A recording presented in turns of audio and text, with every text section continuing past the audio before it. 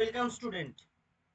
আজকে যে বিষয়টি আমি তোমাদের সঙ্গে শেয়ার করতে চলেছি সেটি হচ্ছে বায়োডাইভার্সিটি, যাকে আমরা বাংলায় বলছি কি জীববৈচিত্র্য। এটি তোমরা যারা ক্লাস 11-এর স্টুডেন্ট তাদের সেমেস্টার 1-এর খুব গুরুত্বপূর্ণ একটি ভিডিও। এছাড়াও তোমরা যারা মাধ্যমিক এবং উচ্চ মাধ্যমিক পরীক্ষার্থী তোমাদের উভয়ের জন্য এটি গুরুত্বপূর্ণ আরেকটি ভিডিও। তাছাড়াও তোমরা যারা নিট পরীক্ষার জন্য প্রস্তুতি নিচ্ছ তোমরাও খুব ভালো করে ভিডিওটি লক্ষ্য করো। এক কথায় বলতে গেলে আজকের এই ভিডিওটি ক্লাস 11, ক্লাস 12 এবং ক্লাস 10 ও নিট পরীক্ষার্থী সকলের জন্য খুব গুরুত্বপূর্ণ একটি ভিডিও। জীববৈচিত্র্য।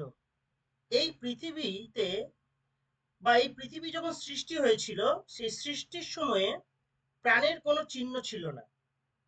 প্রায় 3.6 বিলিয়ন বছর পূর্বে পৃথিবীর বুকে প্রথম জীবের উৎপত্তি হয়। প্রথমে যে জীবগুলি সৃষ্টি হয়েছিল সেগুলি প্রোক্যারিওটিক এবং কেমো হেটেরোট্রপিক প্রকৃতির। তাহলে কি বললাম? প্রোক্যারিওটিক এবং কেমো হেটেরোট্রপিক প্রকৃতির। তারপর ধীরে ধীরে অভিব্যক্তির নানান ধাপ অতিক্রম করে প্রাকৃতিক শক্তির সাহায্যে তাদের মধ্যে বিভিন্ন রকমের বৈচিত্র্যের সমাহার তৈরি হয়।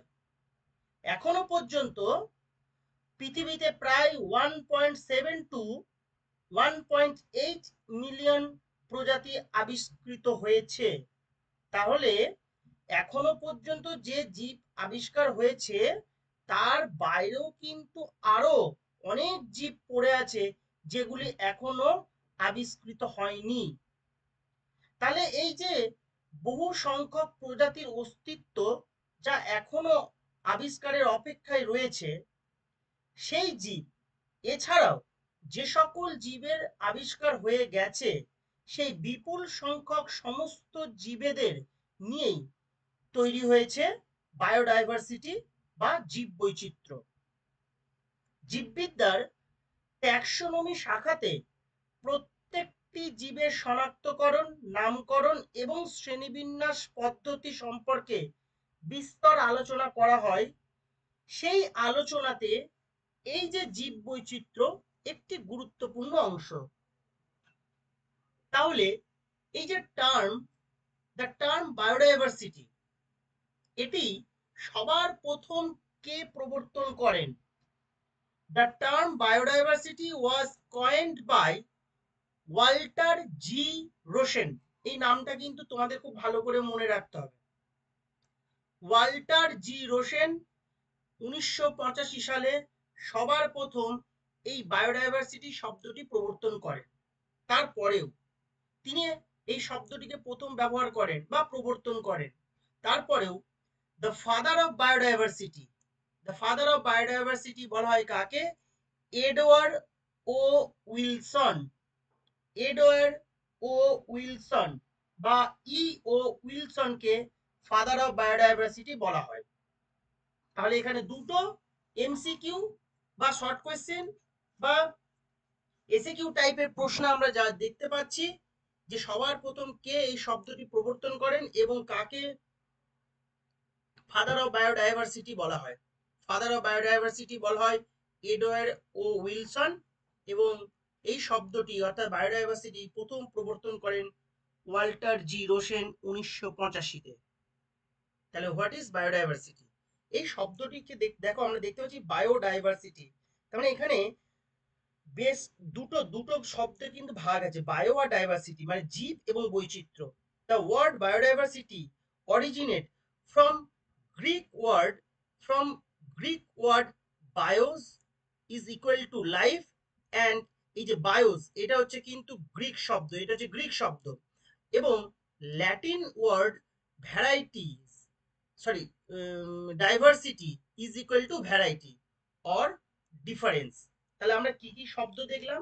বায়োডাইভার্সিটি অরিজিনেট হয়েছে বা উৎপত্তি হয়েছে গ্রিক শব্দ বায়োস, যার কথা অর্থ হলো লাইফ বা জীব, এবং ল্যাটিন শব্দ ডাইভার্সিটি, যার অর্থ হলো ভ্যারাইটি বা difference. The whole world biodiversity generally therefore means variety of life. যেহেতু এটা bios is equal to life and varieties is equal diversity is equal to varieties বা ডিফারেন্স এখান থেকে এসেছে, তাই the whole world biodiversity generally therefore means variety of life. Biodiversity is also, or biodiversity is all the different kinds of life. Biodiversity is all the different kinds of life you will find in one area. The variety of animals, plants, fungi, even microorganisms like bacteria that make up our natural world. অর্থাৎ কোন একটা নির্দিষ্ট জায়গাতে বা নির্দিষ্ট এলাকাতে উদ্ভিদের মধ্যে, প্রাণীর মধ্যে, ছত্রাকের মধ্যে, এমনকি অণুজীবেদের মধ্যে যে ভ্যারাইটিস রয়েছে বা যে ডিফারেন্সিয়েশনস রয়েছে বা ডিফারেন্স টাইপ রয়েছে, সেইটাকে আমরা বা সেই যে ন্যাচারাল ওয়ার্ল্ড, সেটাকে আমরা কি বলছি? বায়োডাইভার্সিটি।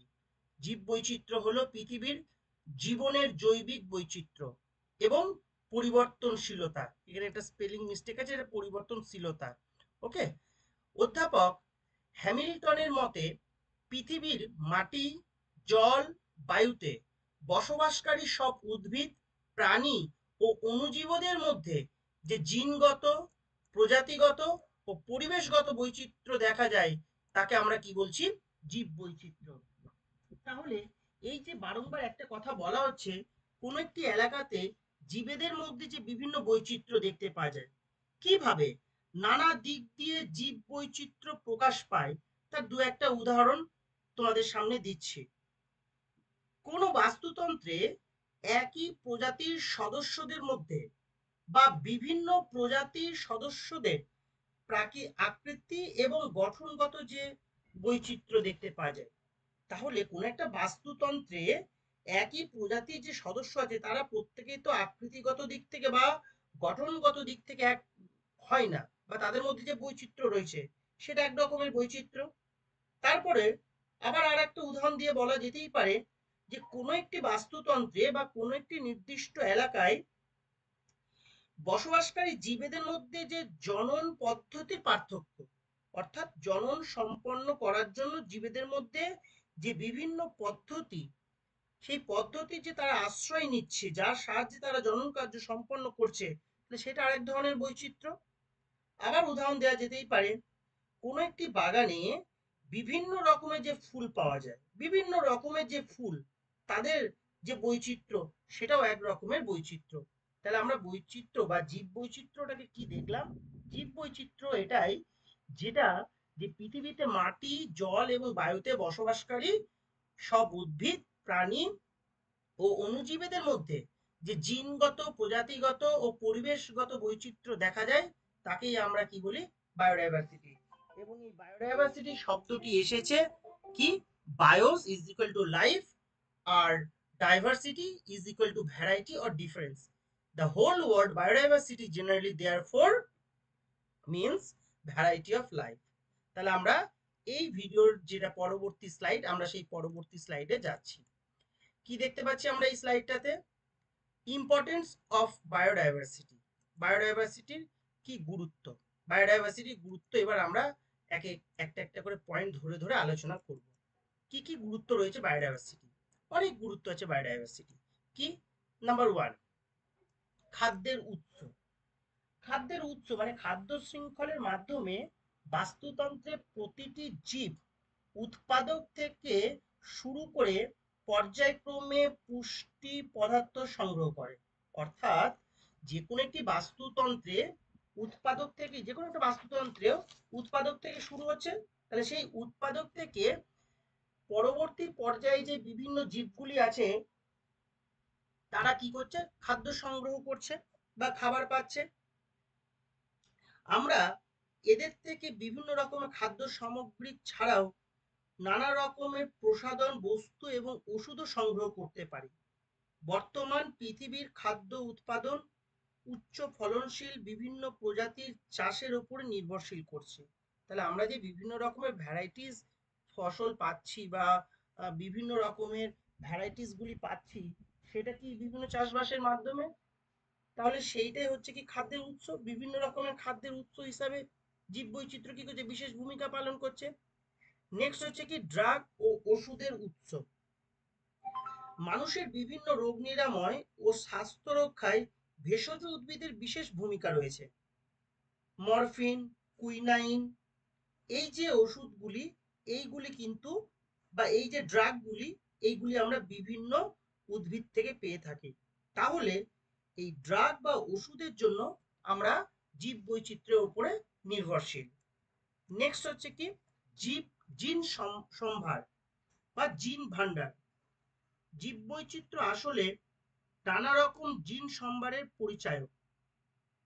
জীবের এই জিন সম্ভার মানুষের কাছে এক অমূল্য সম্পদ।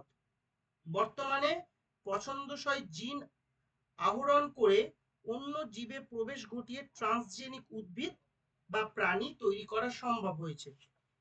অর্থাৎ বায়োটেকনোলজি মাধ্যমে বায়োটেকনোলজির মাধ্যমে আমরা একটি জীবের থেকে জিন অন্য একটি জীবের মধ্যে কি করতে পারি, ইন্ট্রোডিউস করে দিতে পারি।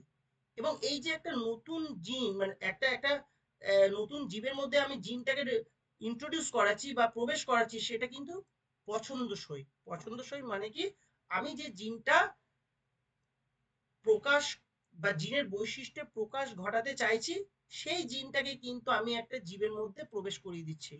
তার মানে কি জিন সম্ভার তৈরি করা হচ্ছে। নেক্সট হচ্ছে কি বাস্তুতান্ত্রিক ভারসাম্য। বাস্তুতান্ত্রিক এই যে বাস্তুতন্ত্রের যে জীব সম্প্রদায় পরস্পরে একে অপরের উপরে নির্ভরশীল। কোনো একটি উদ্ভিদ বা প্রাণী প্রজাতি বিলুপ্ত হওয়ার অর্থ সেই খাদ্য শৃঙ্খলটি নষ্ট হবে এবং বাস্তুতন্ত্র কি হবে, ধ্বংস হয়ে যেতে পারে। তাহলে বাস্তুতান্ত্রিক ভারসাম্য রক্ষার জন্য জীববৈচিত্র্য বিশেষ ভূমিকা পালন করছে। নেক্সট হচ্ছে অর্থনৈতিক গুরুত্ব। জীববৈচিত্র্য যে কোনো দেশের মূল্যবান সম্পদ এবং সমৃদ্ধির পরিচায়ক হিসাবে কাজ করে। বিভিন্ন রকমের উদ্ভিদজাত প্রোডাক্ট বা উদ্ভিদজাত বস্তু আমরা দেশ বিদেশে রপ্তানি করতে পারি এবং রপ্তানি করে বৈদেশিক মুদ্রা অর্জন করা সম্ভব হয়, যার ফলে দেশের অর্থনৈতিক ভান্ডার সমৃদ্ধ হয়। তাহলে আমরা দেখতে পাচ্ছি কি যে বাস্তু বাস্তুতান্ত্রিক ভারসাম্য যেমন রক্ষা হচ্ছে জীববৈচিত্র্যের মাধ্যমে, ঠিক সেরকম ভাবেই বাস্তুতান্ত্রিক ভারসাম্য রক্ষার মাধ্যমে, এটাও কিন্তু বাস্তুতান্ত্রিক ভারসাম্যেরও একটা অংশ, যার সঙ্গে কি জড়িত আছে, অর্থনৈতিক গুরুত্ব। কোনো একটা অর্থনৈতিক গুরুত্ব সম্পন্ন উদ্ভিদ, সেটা ভেষজ উদ্ভিদ হতে পারে বা সেটা খাদ্যের জন্য হতে পারে বা যে কোনো রকমের উদ্ভিদ যার অর্থনৈতিক গুরুত্ব আছে, সেটিকে আমরা দেশ এবং বিদেশে কি করতে পারি, বিভিন্ন রকম কাজে ব্যবহার করতে পারি, যার দ্বারা কিন্তু দেশের অর্থনৈতিক ভান্ডার সমৃদ্ধ হতে পারে। নেক্সট হচ্ছে কি নান্দনিক মূল্য। নান্দনিক মূল্য জীবজগতের অন্তর্গত প্রতিটি প্রজাতির বিশ্বের সৌন্দর্যকে সমৃদ্ধ করে। কোনো প্রজাতি বিনষ্ট হয়ে গেলে তাকে আর ফিরিয়ে পাওয়া যায় না, কিন্তু প্রাকৃতিক পরিবেশ নষ্ট হয়ে গেলে তাকে আবার গড়ে তোলা সম্ভব। সুন্দর প্রাকৃতিক পরিবেশ মানুষের মনকে আকৃষ্ট করে।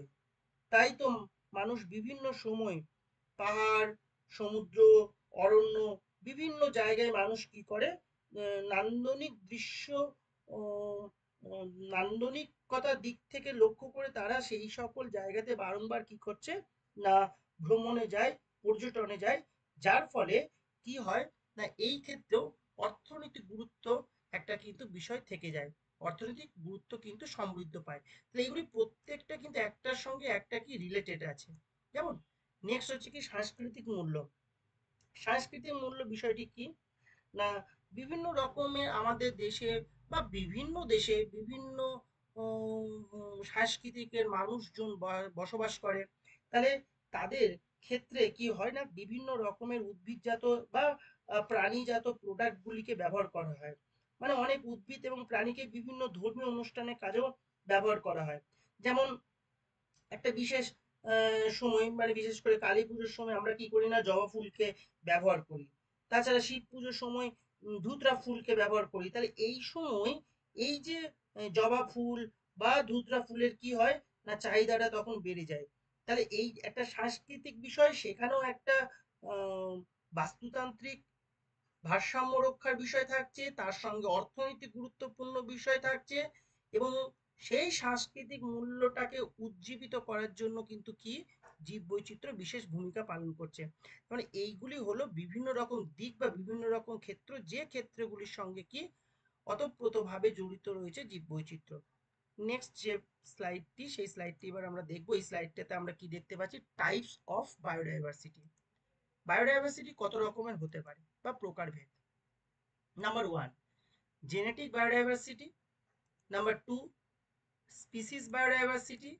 Number three, ecological diversity. Okay, তাহলে genetic diversity, species diversity, ecological diversity. এই ইকোলজিক্যাল ডাইভার্সিটি আবার তিন রকমের হতে পারে: আলফা ডাইভার্সিটি, বিটা ডাইভার্সিটি, আর gamma diversity. Alpha, beta, gamma এই তিনটে খুব ভালো করে কিন্তু দেখতে হবে। প্রায় বছর এই তিনটে থেকে বিভিন্ন রকমের প্রশ্ন আসে, হয় এটার সঙ্গে এটার পার্থক্য কি, বা এটার সঙ্গে এটার কি কি বৈসাদৃশ্য আছে, বা এটা কি ওটা কি, বিভিন্ন রকমের প্রশ্ন কিন্তু আসে। আমাদেরকে কিন্তু এই দিকটা কিন্তু খুব ভালো করে লক্ষ্য রাখতে হবে, আর বিশেষ করে ক্লাস 11 এর এমসিকিউ এর জন্য খুব গুরুত্বপূর্ণ। তাহলে এখন প্রশ্ন হচ্ছে, হোয়াট ইজ জেনেটিক বায়োডাইভার্সিটি বা জেনেটিক ডাইভার্সিটি? প্রতিটি জীবের চারিত্রিক বৈশিষ্ট্য একটি জিনগত ভিত্তি থাকে। There is a specific character, that means there is a specific জিন।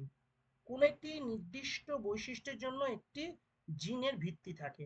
এই কারণে জীবের জীবের যে প্রকারভেদ বা প্রজাতির সঙ্গে অন্য প্রজাতির যে পার্থক্য, সেই পার্থক্য জিনগত ভিন্নতার উপরে তৈরি হয়েছে, বা জিনগত বৈচিত্র্যের জন্যই কিন্তু পার্থক্যগুলি দেখতে পাওয়া যায় বিভিন্ন প্রজাতির মধ্যে বা বিভিন্ন জীবেদের মধ্যে, যেটাকে আমরা ভ্যারাইটিস, বিভিন্ন রকমের ভ্যারাইটিস বলে থাকি। তাই জিনগত যে বৈচিত্র্য, সেই বৈচিত্র্য জীব বৈচিত্র্যকে, যে জিনগত যে জীবেদের বৈচিত্র্য, তাকে আমরা জিনগত বৈচিত্র্য বা জেনেটিক ডাইভার্সিটি বলি। নেক্সট হচ্ছে কি স্পিসিস ডাইভার্সিটি। স্পিসিস ডাইভার্সিটি কি না, কোনো একটি জায়গায়, সেটা হতে পারে অ্যাকোয়াটিক সিস্টেম, সেটা হতে পারে ল্যান্ড সিস্টেম, বা যাই হোক না কেন, বিভিন্ন রকমের অ্যাকোয়াটিক সিস্টেম আছে, ফ্রেশ ওয়াটার আছে, সল্ট ওয়াটার আছে, মানে যে যে কোনো ধরনের বাস্তুতন্ত্র, যে কোনো ধরনের। তাই কোনো জায়গায় যত রকমের প্রজাতি বর্তমান, সেই প্রজাতিগুলিকে একত্রে আমরা কি বলছি, প্রজাতিগত বৈচিত্র্য। কোনো একটি জায়গায় যে বিভিন্ন রকমের প্রজাতি রয়েছে, যেমন ধরো কথার জন্য বলছি, একটি পুকুরে সব প্রজাতি তো আর একই হয় না, কোনো একটি নদীতে সব রকমের প্রজাতি এক হয় না। তাহলে কোনো একটি নির্দিষ্ট এলাকাতে বা নির্দিষ্ট জায়গাতে বিভিন্ন প্রজাতি বর্তমান থাকে, তাদের মধ্যে যে বৈচিত্র্য, তাকে আমরা কি বলছি, স্পিসিস ডাইভার্সিটি। তাহলে কোনো বাস্তুতন্ত্রে অনেক রকম প্রজাতি একসঙ্গে যখন বসবাস করছে, যেমন একটা পুকুরের মধ্যে বা একটা নদীর মধ্যে যে বিভিন্ন প্রজাতি জীবেরা বসবাস করছে, তাদের তাদের তারা একত্রে কি কমিউনিটি গঠন করে। What is community? এটা একটা বিষয়, যে কোনো একটি বাস্তুতন্ত্রে অনেক রকম প্রজাতি মিলিত হয়ে কমিউনিটি গঠন করে। আর বিভিন্ন প্রজাতির মধ্যে আন্তঃক্রিয়ার মাধ্যমে একটি স্থিতাবস্থা রচিত হয়।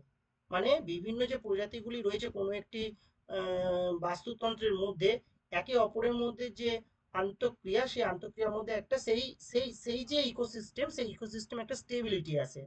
তাহলে কোনো একটি বাস্তুতন্ত্রের স্টেবিলিটি কি কারণে আসতে পারে, বিভিন্ন প্রজাতি রয়েছে তো বিভিন্ন রকমের, তাহলে তাদের মধ্যে যে আন্তঃক্রিয়া, সেই আন্তঃক্রিয়ার মাধ্যমে একটি বাস্তুতন্ত্রের স্থিতাবস্থা আসে। নেক্সট হচ্ছে ইকোলজিক্যাল ডাইভার্সিটি, যাকে আমরা কি বলছি, বাস্তুতান্ত্রিক বৈচিত্র্য বা পরিবেশগত বৈচিত্র্য। বিষয়টা কি না, বিভিন্ন প্রকার জীবসত্তা ও নানা রকম অজৈব উপকরণ নিয়ে কোনো বাস্তুতন্ত্রের চরিত্র গঠিত হয়। জীব ব্যতি রেখে বা জীব ব্যতি রেখে কোনো বাস্তুতন্ত্র হয় না। অর্থাৎ কোনো একটি বাস্তুতন্ত্রে যদি আমি জীবকে মনে করি যে নেব না, তাহলে সেই বাস্তুতন্ত্রে কোনো অস্তিত্বই থাকবে না। তাই বলা হচ্ছে কি না, জীব ব্যতি রেখে কোনো বাস্তুতন্ত্র হয় না। তাই বাস্তুতন্ত্রের যে বিভিন্নতা, সেই বিভিন্নতার বিশেষ গুরুত্বপূর্ণ বিষয় হলো কি জীব। এই কারণে বাস্তুতন্ত্রের বৈচিত্র্য জীব বৈচিত্র্যের পরিচায়ক হিসাবে কাজ করে। তাহলে একটি নির্দিষ্ট এলাকায় যে বিভিন্ন যে বাস্তুতন্ত্র থাকে, কোন একটা আম, বৃহৎ এলাকা হতে পারে বা তার থেকে একটু ছোট এলাকা হতে পারে, তাহলে বিভিন্ন যে বাস্তুতন্ত্রগুলি রয়েছে সেই বাস্তুতন্ত্রের মধ্যে যে বৈচিত্র্য দেখতে পাওয়া যায়। যেমন ধরো কথার জন্য বলছি, একটি পুকুর, সেই পুকুরের বাস্তুতন্ত্র আছে। তার পাশে ধরো একটা আহ চাষের জমি আছে, তার পাশেই ধরো চাষের জমি, তাহলে তার বাস্তুতন্ত্র একরকম। বা তার পাশে ধরো একটা খেলার মাঠ আছে, তার বাস্তুতন্ত্র একরকম। তাহলে একটা নির্দিষ্ট এলাকায় যে বিভিন্ন যে বাস্তুতন্ত্র আছে সেই বাস্তুতন্ত্রের মধ্যে যে বৈচিত্র্য আমরা লক্ষ্য করতে পারি বা লক্ষ্য করা যায়, তাকে আমরা কি বলি? Ecological diversity. তাহলে জীব যে কমিউনিটি বা যে কমিউনিটির কথা বললাম, জীব কমিউনিটির যে চরিত্র বিচারে এক বাস্তুতন্ত্র গঠন অপর বাস্তুতন্ত্র থেকে আলাদা হয়। অবভিয়াসলি, যে কোনো একটি বাস্তুতন্ত্রের জীবের যে কমিউনিটি, অন্য একটা বাস্তুতন্ত্রের কমিউনিটি আলাদা হবে, তার একটা বাস্তুতন্ত্রের কমিউনিটি আলাদা হবে। তাহলে এই যে একটু আগে যে বললাম যে পুকুর আছে, পুকুরের পাশে ধরো একটা চাষের জমি আছে বা তার পাশে ধরো একটা খেলার মাঠ আছে, এই যে তিনটে জায়গার কথা বললাম, তিনটে জায়গাতে যে কমিউনিটি আছে, জীব কমিউনিটি, সেই জীব কমিউনিটি বিভিন্ন হবে। এবং তাহলে এই যে কমিউনিটি গুলো বিভিন্ন আছে, তাহলে সেই যে ইকোসিস্টেম, ধরো পুকুরের যে ইকোসিস্টেম বা চাষের জমি যে ইকোসিস্টেম বা খেলার মাঠ যে পাশাপাশি রয়েছে, তাহলে একটা এলাকায় যে বিভিন্ন ইকোলজিক্যাল যে ডাইভার্সিটি, তাকেই আমরা কি বলছি না ইকোলজিক্যাল ডাইভার্সিটি বা বাস্তুতান্ত্রিক বৈচিত্র্য। এই বাস্তুতান্ত্রিক বৈচিত্র্য তিন রকমের হতে পারে: আলফা, বিটা এবং গামা। আমি একটা ছবি দেখাচ্ছি, সেই ছবি থেকে পরিষ্কার এই আলফা বিটা গামা সম্পর্কে ধারণাটা ক্লিয়ার হয়ে যাবে। কি, এই যে আমরা পরের যে স্লাইডটা দেখতে পাচ্ছি, এখানে দেখো একটা বই থেকে ছবিটা নেওয়া আছে। কি, একদিকটা দেখানো আছে দেখো আলফা বৈচিত্র্য, কোন দিকটা আলফা বৈচিত্র্য আছে? এই যে আলফা বৈচিত্র্য। এই দিকটা আছে কি? গামা বৈচিত্র্য। আর এই নিচে এটা কি আছে? বিটা বৈচিত্র্য। খুব ভালো করে এটা লক্ষ্য করো যে আমরা কি কি দেখতে পাচ্ছি।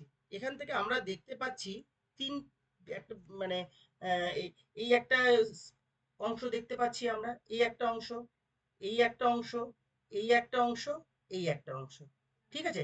তাহলে আলফা বৈচিত্র্য কি? আলফা বৈচিত্র্য দেখো এইখানে একটা পাশ দিয়ে নদী বেরিয়ে গেছে, দেখতে পাচ্ছি আমরা, একটা নদী বেরিয়ে গেছে। তাহলে এই যে বাস্তুতন্ত্র মানে আলফাটা হচ্ছে কি একটি অঞ্চলের বিভিন্ন জীবগোষ্ঠীর মধ্যে যে বৈচিত্র্য, কোনো একটি বিশেষ অঞ্চলে। যেমন ধরো এইটা একটা, আবার ধরো এই এলাকাটা একটা হতে পারে, বা এই এলাকাটা একটা হতে পারে, বা এই এলাকাটা হতে পারে, মানে একটা একটা ছোট্ট এলাকা, মানে একটি বাসস্থানে, একটি বাসস্থানে মানে আলফা বৈচিত্র্য মানে হচ্ছে কোনো একটি বাসস্থানে জীবেদের মধ্যে যে বৈচিত্র্য আমরা লক্ষ্য করি। নেক্সট হচ্ছে কি বিটা। বিটাটা কি?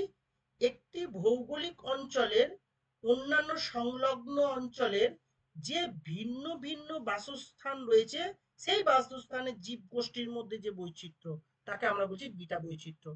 যেমন ধরো এই যে বিটা, মানে এই যে রেড ডটের যেগুলি আছে, মানে নদীর এই পারে একরকম, নদীতে একরকম, নদীর ওই পারে একরকম, আবার এই পারে একরকম, আবার ওই পারে একরকম। তাহলে এই যে অঞ্চলটা, এই যে অঞ্চলটা, এই যে অঞ্চল, এই অঞ্চলটার মধ্যে দেখো কি রয়েছে না, অনেকগুলো ভৌগোলিক মানে অনেকগুলো কিন্তু অঞ্চল আছে যেগুলো বিভিন্ন ভৌগোলিক অঞ্চল। মানে এখানকার পরিবেশ একরকম, এটার পরিবেশ একরকম, এটার পরিবেশ একরকম। আবার দেখো এই যে এইটা পুরোটাই হচ্ছে কিন্তু একটা আলফা, এই সাদা এরিয়াটা পুরোটাই হচ্ছে একটা আলফা। আচ্ছা, এই আলফাদের মধ্যে দেখো আবার বিভিন্ন রকমের যে জীব গোষ্ঠীর যে বৈচিত্র্য রয়েছে, এখানে যে ডটেড রেড ডটেড গুলি রয়েছে, তাই না? তাহলে এখানে একরকম, এখানে একরকম, এখানে একরকম। তাহলে যখন আমি একটা নির্দিষ্ট অঞ্চলের দেখব, তখন তাকে আমরা বলছি আলফা। আচ্ছা, এবার যখন একটি ভৌগোলিক অঞ্চলের সংলগ্ন অঞ্চলে ভিন্ন ভিন্ন বাসস্থানের, তাহলে এখানকার বাসস্থান একরকম, এখানকার বাসস্থান একরকম, এখানকার বাসস্থান একরকম, তাহলে এইটাকে আমরা কি বলছি? এটাকে আমরা বলছি বিটা। তাই এখানে কি লেখা রয়েছে দেখো, একাধিক সংলগ্ন। এমন নয় যে এটার সঙ্গে এখানকার তুলনা করছি, আমরা সংলগ্ন হতে হবে জীবগোষ্ঠীর মধ্যে যে বৈচিত্র্য আমরা দেখতে পাই। আর নেক্সট হচ্ছে কি গামা, যেটা এইটা। তাহলে আলফা হলো এটা, আর এই রেড ডটেড গুলি কি হলো, রেড ডটেড গুলি হলো বিটা। আর গামা দেখো কি বলছে, পুরোটা, মানে এই যে পুরো ভৌগোলিক যে অঞ্চলটা আছে, মানে কি একটি বৃহৎ ভৌগোলিক অঞ্চলে ভিন্ন ভিন্ন বাস্তুতন্ত্রের বিভিন্ন জীব সম্প্রদায়ের মধ্যে যে বৈচিত্র্য, তাকে আমরা বলছি গামা বৈচিত্র্য। তার মানে কি এখানকার একটা বৈচিত্র্য, এখানকার একটা বৈচিত্র্য, এখানকার একটা বৈচিত্র্য, এখানকার একটা বৈচিত্র্য, এখানকার একটা বৈচিত্র্য, মানে এই যে বৃহৎ ভৌগোলিক অঞ্চল, এই বৃহৎ ভৌগোলিক অঞ্চলের মধ্যে যে জীবেদের মধ্যে আমরা ভিন্নতা দেখতে পাই বা দেখা যায়, তাকে আমরা কি বলি, গামা বৈচিত্র্য। তাহলে বৈচিত্র্যগত দিক থেকে আলফা হচ্ছে কি ছোট, তারপরে বিটা, তারপর হচ্ছে গামা। তার মানে সব থেকে বৃহৎ ভৌগোলিক অঞ্চলে হচ্ছে গামা, তার থেকে আর একটু কম হচ্ছে কি বিটা, আর তারপর একেবারে মানে লোকাল এরিয়াতে হচ্ছে কি আলফা। তাহলে আজকে এইটুকুই তোমাদের সঙ্গে শেয়ার করা ছিল। যদি কারো কোনো প্রশ্ন থাকে এই বিষয়ে, তোমরা কমেন্ট বক্সে সে প্রশ্ন করবে, আমি তোমাদের প্রত্যেকের উত্তর দিয়ে দেবো।